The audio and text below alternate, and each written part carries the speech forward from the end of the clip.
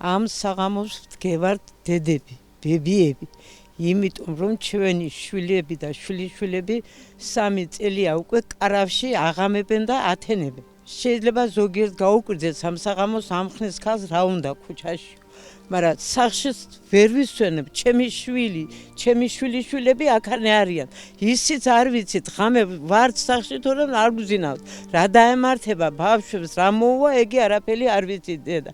ხო და ამიტომ ვითხოვ, რომ გაუქმდეს ეს ხელშეკრულება, ჩვენი სოფელი, ჩვენი ბალდა დაგვუბრუნდეს ჩვენ ახალგაზრდობა. მეც არაფერს არ ვთხოვ ჩვენ სახელმწიფოს და არც ვითხოვ არაფერს. იმ საღამოს დედა მხედველობა ერთი თვალში დაკარგული მაქვს.